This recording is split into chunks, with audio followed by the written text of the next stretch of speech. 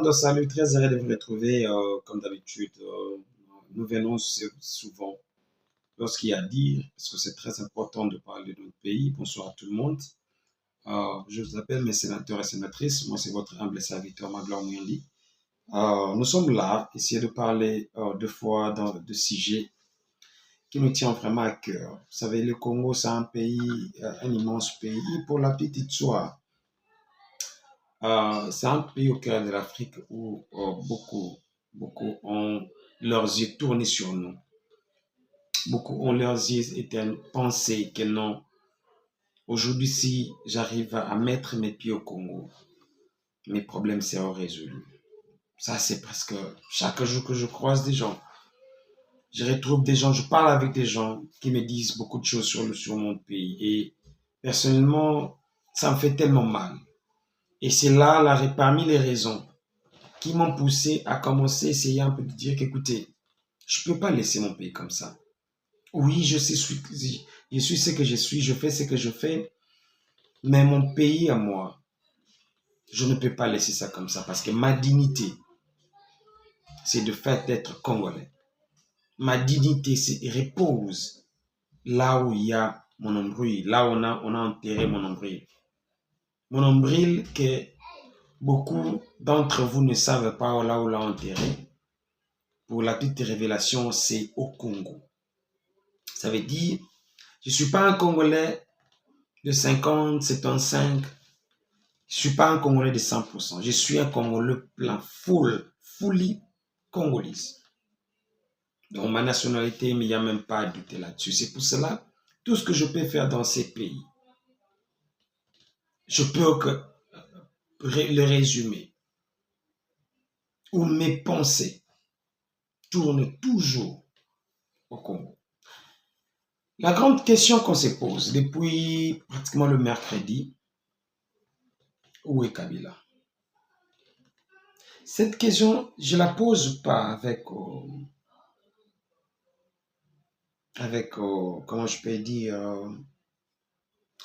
avec conscience ou carrément avec... je ne suis pas à l'aise, sincèrement, je vous dis la vérité. Moi, en tant que Congolais, j'estime que mon gouvernement, mes dirigeants, devaient être focalisés. C'est donner coréen comment faire sortir mon pays de problèmes qui gangrènent chaque jour. Mon pays, le Congo, c'est comme une personne qui tombe dans un fossé où je le retiens comme ça. Et chaque minute, je vois comme si je le perds petit à petit. Et à la place de chercher comment on peut faire monter le Congo, là où nous sommes. Et nous sommes là uniquement pour essayer de l'enfoncer de plus en plus. Très chers amis Congolais, je sais que beaucoup d'entre vous n'écoutent pas le Lingala. Nous avons une grande communauté, une très grande communauté d'ailleurs, des Congolais qui sont de l'Est, qui parlent Swahili, qui parlent Tsholuba, qui parlent d'autres langues et tout ça. Mais il y a d'autres choses. Des fois, je me permets de ne pas le dire en français parce que c'est une honte que je ne mange pas les mots. C'est une honte. Un pays comme la mienne, qu'aujourd'hui devait être classifié comme un pays, même pas de second rang, de troisième ou quatrième rang, et deuxièmement un pays comme le mien. Les gens doivent se réunir pour penser comment est-ce que nous pouvons. Non. Trump, je ne suis pas un supporter de Trump, ça c'est sûr. Trump, il est dans beaucoup d'erreurs. Mais s'il y a une chose qu'aujourd'hui qu'on doit essayer de dire que Trump, c'est un monsieur qui mérite un peu de respect, c'est la dignité. Vous savez, l'Afrique ou les Africains ont un problème avec ces mots-là. Nous ne sommes pas des gens qui connaissent la valeur de ce qu'on appelle dignité. Souvent, chez nous, nous sommes prêts à compromettre beaucoup de choses parce que je vais rentrer dans la politique. Permettez-moi de faire un peu la morale à deux ou trois frères ou sœurs. Nous sommes parmi les gens qui pensent que la civilisation européenne ou la civilisation américaine est meilleure que notre civilisation. Nous sommes parmi les gens qui pensent et que vivre comme les autres, c'est ce qu'on appelle être civilisé, être développé. Donc, la manière où nous sommes, on se dit que nous sommes des petits peuples, des sous-peuples. Le Congo, si il est, ou bien il est arrivé là où il est aujourd'hui, la faute c'est à toi, c'est à moi, Congolais. Pourquoi? Nous sommes là uniquement pour parler des choses bêtises, des choses qui ne nous permettent pas d'avancer, des choses qui font que nous, qu'on voit simplement mon intérêt, pas l'intérêt collectif, mais simplement l'intérêt individuel. Dans beaucoup de places ou beaucoup de communautés que moi j'ai assisté, j'ai habité, pas la communauté africaine bien sûr, ils parlent que des gens, ils parlent que en fait, de sa communauté. Ils parlent que des choses communes, pas simplement moi, mes propres choses. Ils parlent que comment ma communauté, comment mes ressortissants, donc les gens là sont tournés à penser comment faire à ce que le mien, 32 ans de Mobutu, nous avons tourné tout autour de Mobutu. 18 ans de Kabila, on a tourné tout autour de Kabila. Aujourd'hui, bientôt 7 ans de Félix, on tourne tout autour de lui. Fachi Béton, Fachi ceci. À la place d'apporter des solutions à des problèmes qui gangrènent, des problèmes profonds de notre pays, lui, c'est la personne. Aujourd'hui, les gens se posent des questions. J'ai vu les internets, j'étais un peu sidéré. Les gens sont très occupés à demander Kabila Lena Goma, Alena Kigali. Est-ce que d'abord nous, qu'est-ce que l'apport de Kabila la présence de Kabila Goma va apporter dans notre pays?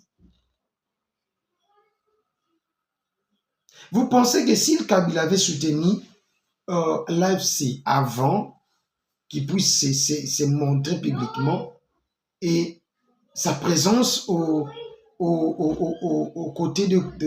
Comment est-ce que nous pouvons tourner autour d'une question qui n'a même pas de tête et de cœur, sincèrement? Tout se pose d'abord la question. Quel est l'apport? C'est comme je disais tantôt. Sa présence auprès des Nanga, ça va apporter quoi? Sorry. Ça va apporter quoi? Parce que si réellement c'est Kabila qui soutenait Nanga pendant tout... Il était, je ne sais pas moi, à Addis Abeba, il était ici en Afrique du Sud, il était dans beaucoup de pays au Namibie et tout ça. Si de loin, ça n'a rien apporté, ou ça apportait quelque chose, de près, ça va, il n'y a rien qui va changer. Mais nous sommes là, dans des ministères par-ci, par-là, en train de voir comment nous pouvons bloquer le PPAD, comment nous pouvons faire ceci. Je me rappelle en 2002, lorsqu'il y avait la guerre, d'ailleurs, cette histoire s'est fait parler presque par-ci, par-là. Félix Etienne Tshisekedi avait rejoint le rebelle. L'UDPS n'a pas été sanctionné ou bien on a cancellé, on a enlevé son agrément, tout ça. Il y a une jurisprudence dans ça.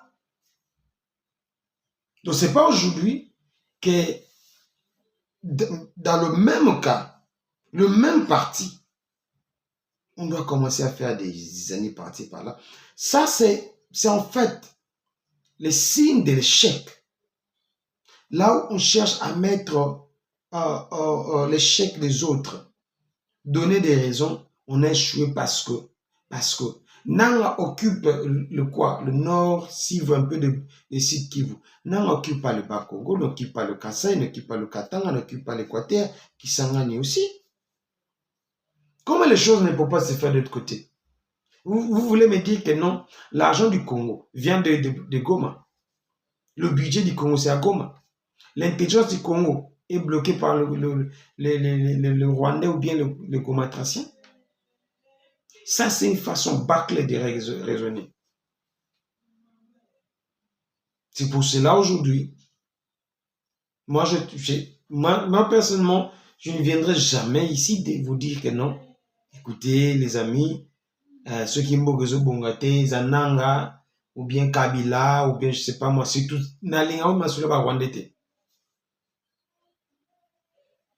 Dites tout ce que vous voulez, insultez-moi, appelez-moi Rwandais, toujours.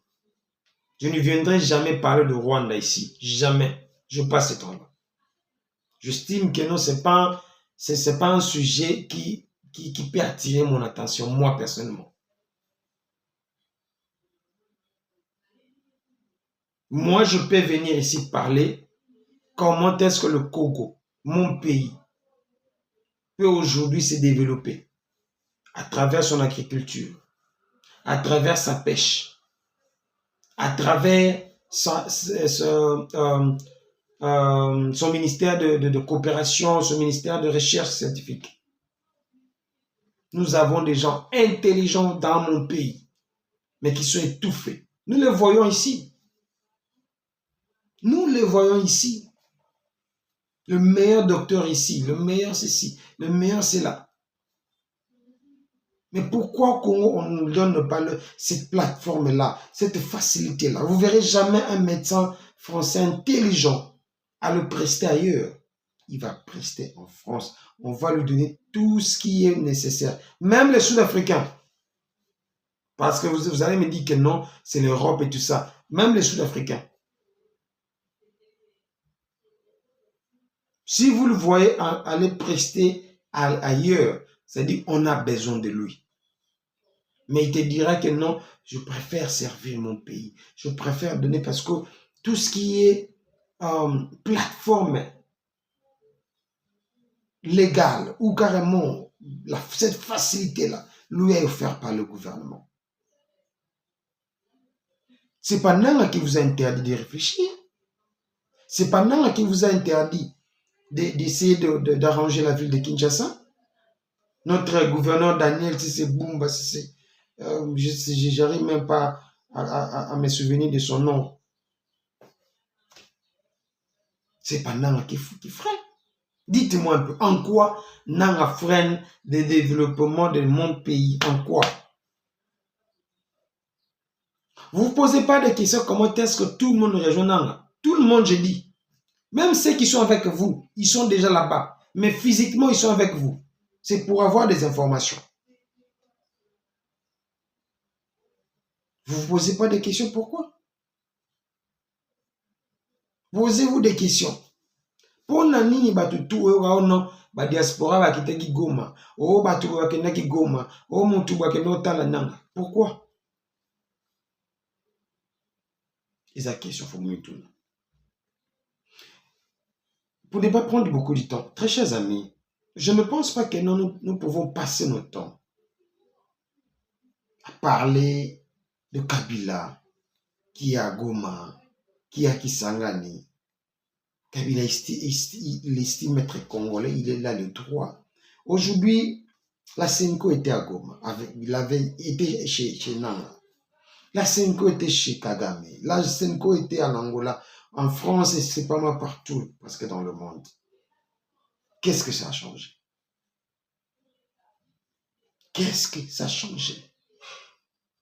Mon pays a un problème, a une crise de leadership. Le peu de gens qui essaient de faire quelque chose sont étouffés, si pas tués, emprisonnés. Mais maintenant, présentement là, il n'y a qu'une seule chose qui est restée. C'est au peuple congolais de se prendre en charge. Prends-toi en charge pour la destinée ou le destin de ton pays, de tes enfants. Merci pour votre temps. Je ne voulais pas mélanger beaucoup de choses parce que je voulais d'abord parler de ces fameux phénomènes Kabila. Ça fait tellement mal, je dis la vérité. Ça fait tellement mal de voir des gens qui ne font absolument rien, tournent autour d'une personne à qui, selon moi, je ne suis pas un dirigeant, mais j'estime qu'il n'a pas d'impact positif ou encore négatif dans mon pays. Personnellement, je n'ai pas besoin de citer le nom de qui que ce soit pour faire quoi que ce soit. Je peux faire quelque chose sans pourtant me référer à qui que ce soit. L'être humain a des capacités un peu plus élevées que ce que Félix et son gouvernement nous ramènent. C'est vraiment tout terre à terre. C'est trop terre à terre, je vous dis. Merci pour votre temps. Je sais que nous aurons encore à parler de beaucoup de sujets, des 3-4 sujets. Mais je pense bien le faire, comme je l'avais toujours promis. De commencer à faire maintenant des vidéos, faire voir aux gens comment est-ce que les autres évoluent. Qu'est-ce que les autres font pour évoluer? C'est très, très important.